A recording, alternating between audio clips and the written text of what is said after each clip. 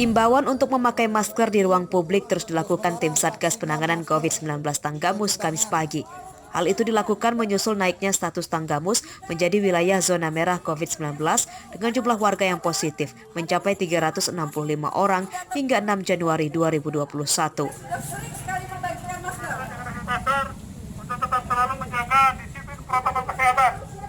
Personil gabungan pun berkeliling dengan berjalan kaki atau kendaraan sambil terus mengingatkan warga memakai masker. Sejumlah lokasi keramaian seperti pasar, dermaga, hingga perkantoran menjadi sasaran sosialisasi penerapan protokol kesehatan.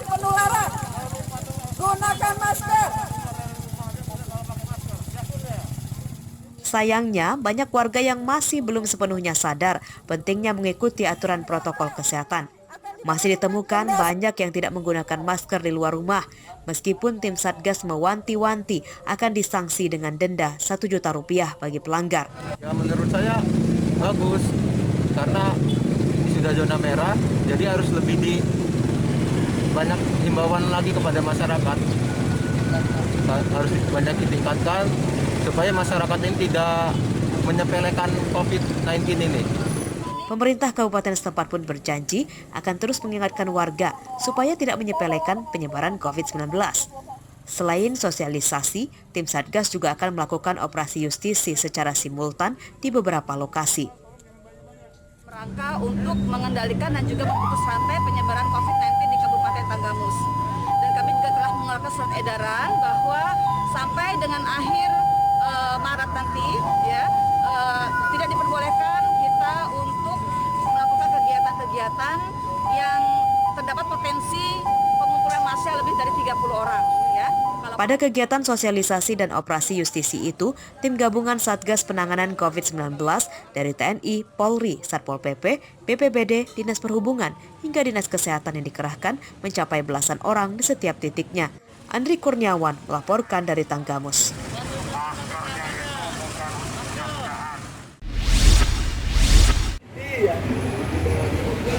Salah satu supermarket yang terletak di Jalan Ade Irma Suryani, Impuro, Kecamatan Metro Pusat Metro, ditutup sementara oleh tim Satgas COVID-19.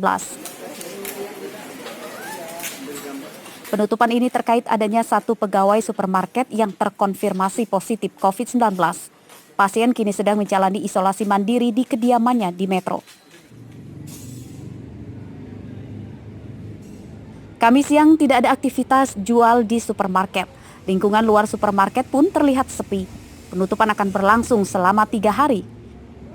Atas nama Y sudah ditetapkan positif sehingga sesuai dengan Perwali nomor 39 tahun 2020 pada pasal 8 ayat 5, bagi setiap usaha, kafe atau warung ketika ada staf atau karyawan yang terpapar COVID akan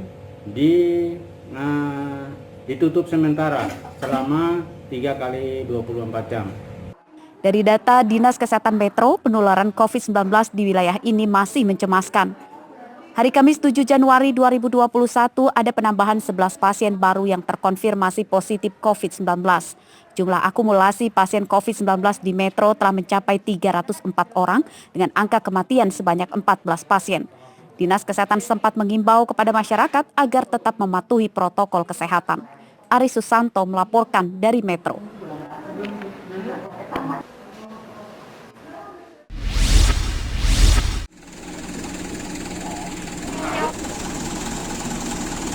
Pendistribusian vaksin COVID-19 di Provinsi Lampung rencananya akan dimulai serentak pada 14 Januari 2021 mendatang.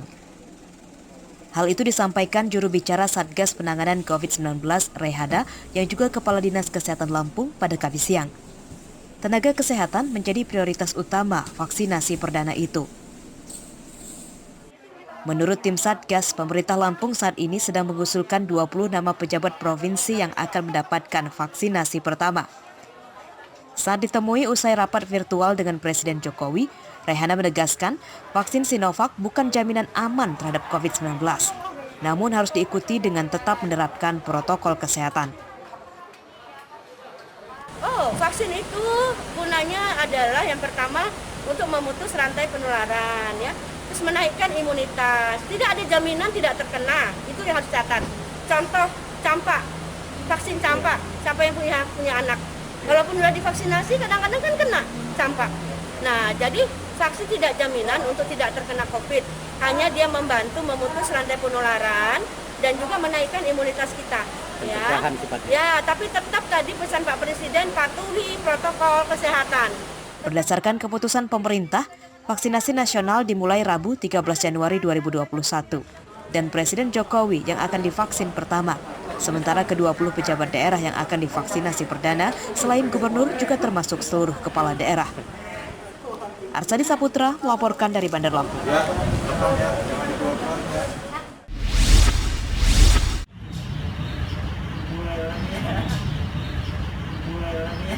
Penetapan diskualifikasi pasangan calon wali kota dan wakil wali kota Bandar Lampung, Eva Adwiana Dedi Amrullah, masih menunggu instruksi dari pihak KPU Pusat.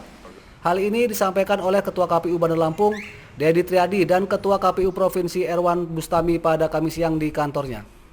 Menyatakan terlapor terbukti secara sah dan meyakinkan melakukan pelanggaran secara terstruktur, sistematis. Sejauh ini pihak KPU Bandar Lampung telah melaporkan rekomendasi Bawaslu Lampung yang mendiskualifikasi pencalonan pasangan Eva Adwiana Dedi Amrullah dari Pilkada 2020 ke KPU Provinsi yang diteruskan ke pihak KPU Pusat.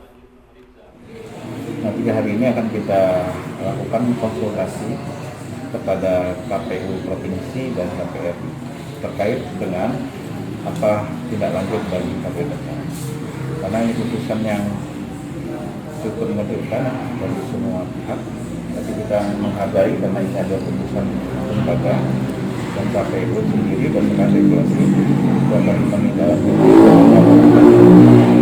Jadi sekarang kita akan konsultasikan ke KPU Provinsi dan KPU. Membedah regulasi ya, konstruksi hukum. Jadi memang kita KPU RI belum menyimpulkan, sehingga untuk menuju kesimpulan apa yang akan disampaikan oleh KPU RI kepada KPU Kota Bandar Lampung melalui KPU Provinsi Lampung, KPU Kota Bandar Lampung berkirim surat melalui KPU Provinsi, sudah kita sampaikan kepada KPU RI. Jadi kita menunggu jawaban KPU RI terlebih dahulu. Pencalonan Eva Adwiana Dedi Amrullah direkomendasikan didiskualifikasi dari Pilkada Bandar Lampung dari hasil putusan sidang sengketa Pilkada yang ditangani oleh Bawaslu Lampung pada Rabu lalu. Masyarakat yang harus mulai pola pikirnya harus.